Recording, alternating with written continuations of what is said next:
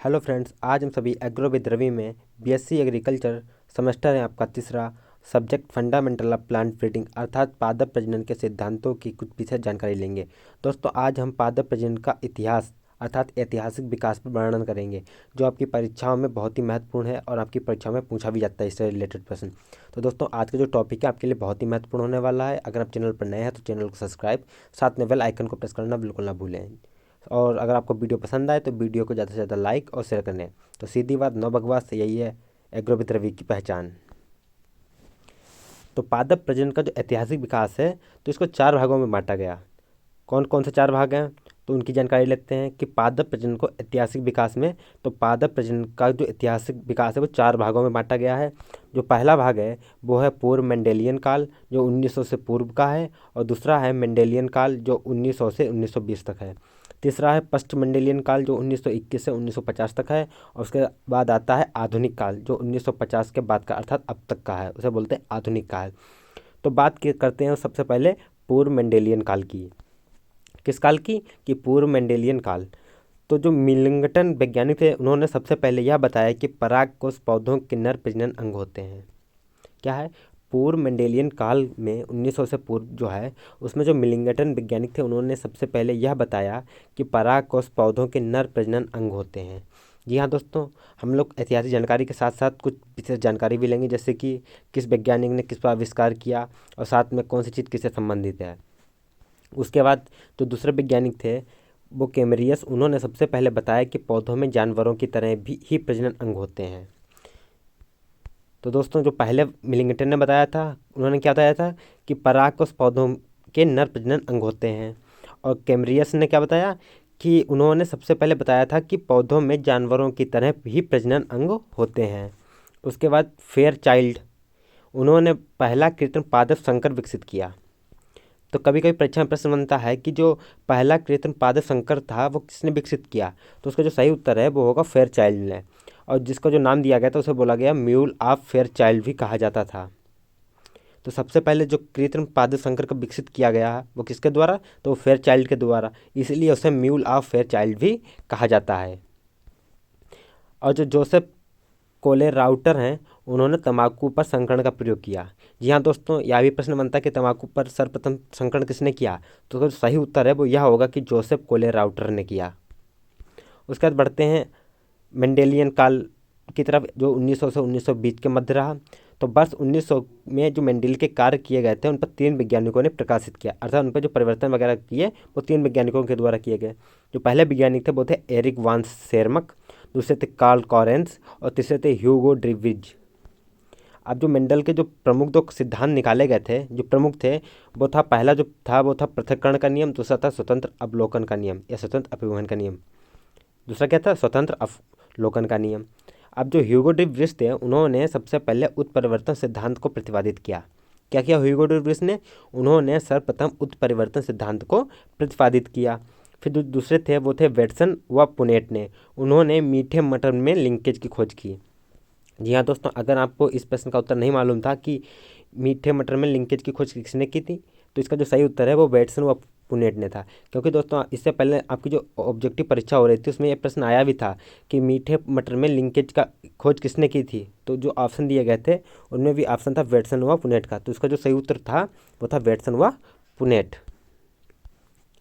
अगला जो है वो है साल व ईस्ट, इन्होंने मक्के की फसल में अंतर प्रजनन किया ताकि संकर ताकत की संभावनाओं पर पता लगाया जा सके। जो दूसरे थे वो थे जी.एच. सुल, इन्होंने कटाई ओज के लिए हिट्रोसिस शब्द का सुझाव दिया था। क्या किया इन्होंने कटाई ओज के लिए हिट्रोसिस शब्द का सुझाव दिया। किसके द्वारा? जी.एच. सुल के द्वारा।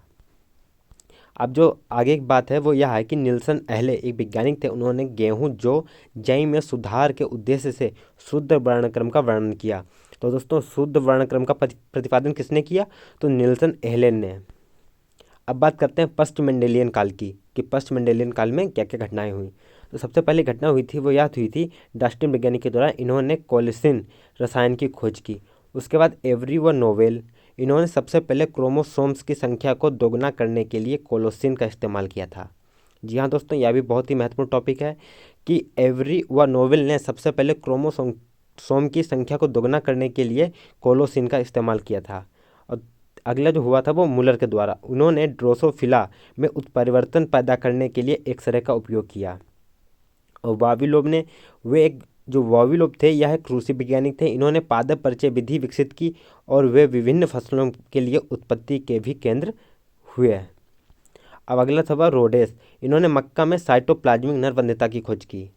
किसने ये मक्का में साइटोप्लाज्मिक नरबंधिता की खोज की? तो रोडस ने। अब बात करते हैं आधुनिक काल की, कि आधुनिक काल में क्या क्या घटनाएं हुई, जो 1950 के बाद का था आधुनिक काल। तो सबसे पहले जो वाकर वैज्ञानिक थे उन्होंने फसली पौधों में रोग प्रतिरोधक क्षमता की व्याख्या की। उसके बाद एनी बोरोलॉग, इनके बारे में तो हम सभी जानते हैं कि हरित क्रांति का संबंध इन्हीं से है, एनी बोरोलॉग से। अगर आप नहीं जानते हैं तो बताइए कमेंट बॉक्स में कि इनका जन्म कब हुआ था और ये कहाँ के हैं, एनी बोरोलॉग। इन्होंने नॉरिन 10 जीन को स्थानांतरित करके बसंत गेहूं की कई बेहतर बोनी किस्मों को विकसित किया। इन्होंने 1970 में नोबेल पुरस्कार भी मिला था। एनी बोरोलॉग ने नॉरिन 10 जीन को स्थानांतरित करके बसंत गेहूं की कई बेहतर बोनी किस्मों को विकास किया और इन्हीं को 1970 में नोबेल पुरस्कार भी प्राप्त हुआ। अब बात करते हैं पादप प्रजनन की प्रमुख उपलब्धियां, कि पादप प्रजनन की जो प्रमुख उपलब्धियां थीं वो कौन कौन सी थीं। जो पहली उपलब्धि है वो है उपज में सुधार।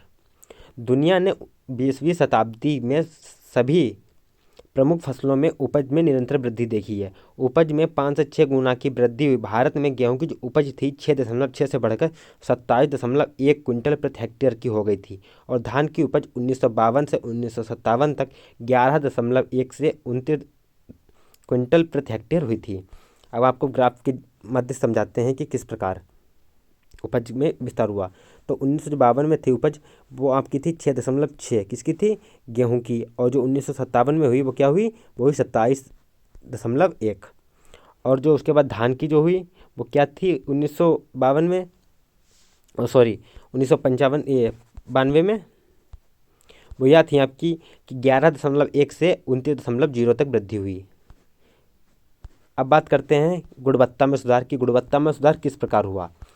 तो सब्जेक्ट जो आपका गुणवत्ता में सुधार हुआ वो इस प्रकार, जैसे कि खेसारी की जो दाल थी इसके बीज में एक न्यूट्रोक्सिन केमिकल पाया जाता था जो मानव स्वास्थ्य पर विषाक्त प्रभाव डालता था।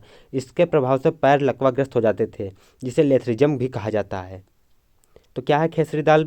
जो पहली हानि थी वो यह थी कि इसके बीजों में न्यूरोटॉक्सिन पाया जाता था जो मानव स्वास्थ्य पर विषाक्त प्रभाव डालता था। इसके प्रभाव से पैर लकवाग्रस्त हो जाते थे जिसे लेथरिज्म कहा जाता था।